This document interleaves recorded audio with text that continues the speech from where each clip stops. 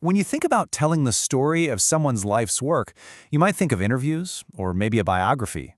But sometimes the real story, the most compelling one, is hidden in plain sight, in the paper trail they leave behind.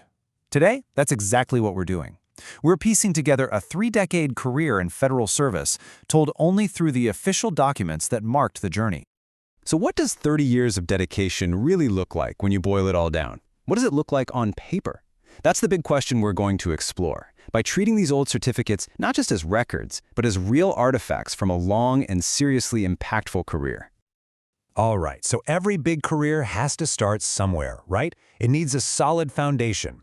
This first part of our story is all about marking those major milestones, those early years of service for Patricia J. Marsh. And here's our starting point. A certificate of service from the Department of the Army dated 1983. This one recognizes 10 full years with the federal government. And look where it was signed, the White Sands Missile Range in New Mexico. This single piece of paper marks the first decade of her dedication. This timeline really gives us a roadmap for the whole journey. We start with that 10-year mark back in '83, then we'll jump to 15 years, then 20, all leading up to her retirement in 2006. It just lays out this clear path of incredible, sustained commitment. So as her career moves along, we see the certificates for 15 and then 20 years of service, but notice the little details here. By the time she gets this 20-year award in 1996, her role is with the Program Executive Officer for Missile Defense. That's a huge clue. It signals a really clear shift. This isn't just about longevity anymore. It's about moving into a super specialized and absolutely critical field. And that brings us perfectly into our next chapter. A great career isn't just about punching a clock for years and years. It's about building a deep, valuable expertise. This is where we see the story shift from just service to true specialization. Okay, now check this out. This is incredible. 2 major professional certifications, both achieved on the exact same day, December 30th, 1994. We're talking Level 2 certifications in program management and in financial management. This just shows you the deliberate, focused effort to master the whole complex machine behind these massive defense programs. Now this is a really big deal. Her appointment to the Army Acquisition Corps in 2002. The certificate itself says everything you need to know, recognizing her requisite education, training and experience, and the highest standards of professionalism. This wasn't just another plaque for the wall. This was her entry into an elite group, the people responsible for the Army's most important, most critical acquisitions. So when you get to that level of responsibility, you can imagine the pressure is just immense. We're now stepping inside the world of national missile defense, a program where the stakes are, unbelievably high. It really makes you stop and think, doesn't it? What kind of mindset, what kind of philosophy do you even need to have to not just survive, but to thrive in a job where your daily work is directly connected to the security of an entire nation? And the answer, it seems, is right here. This is a memo that was sent to all National Missile Defense personnel by Brigadier General Richard A. Black. It's Teddy Roosevelt's famous Man in the Arena speech. By sending this out, the leadership was setting a very clear tone. Forget the critics, forget the noise, just focus on the work. Your place is in the arena, daring greatly. This became their guiding principle.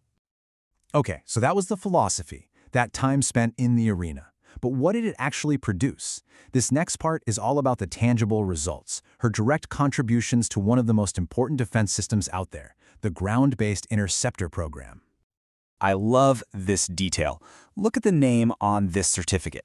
After all these super formal documents addressed to Patricia J. Marsh, we suddenly see Patty Marsh. This certificate of appreciation from 2001, it suggests something more, right? It points to a close-knit team, a place where she wasn't just a program analyst on an org chart, but a truly valued colleague. And that success wasn't just a one-off thing. The documents show this period of incredibly intense and successful work all crammed into the second half of 2001. You see certificates for Flight Test 6 in July, then a booster vehicle test in August, and then Flight Test 7 in December. Just a rapid-fire series of one critical achievement after another. And let's be clear, these weren't just random technical exercises. Every single successful test she was a part of was a vital step toward the program's ultimate, massive goal, building and proving a protective shield for the United States against a potential long-range ballistic missile attack. Every journey, even one that spans 30 years, eventually comes to an end.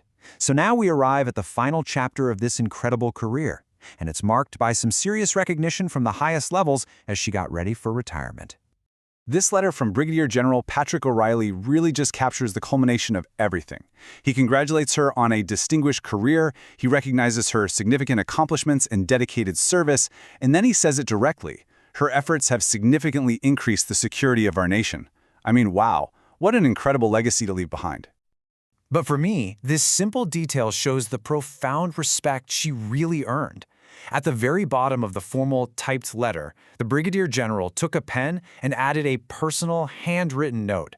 Patricia, thank you for your dedicated service to our nation. In a world of official paperwork, that little human touch, that's the real emotional capstone to her entire career. And here it is, the last official document in our story, the Certificate of Retirement from the Department of the Army. It formally recognizes her entire period of service from July 1976 all the way to June 2006. 30 years of dedication, all distilled right here onto this one single piece of paper. You know, looking back at this whole paper trail, it's so clear that these documents do way more than just mark time. They tell a real story of growth, of expertise, and of a profound contribution. And it kind of leaves us with one final thought. The story of our own work is always being written, one way or another. So how will your contributions be remembered?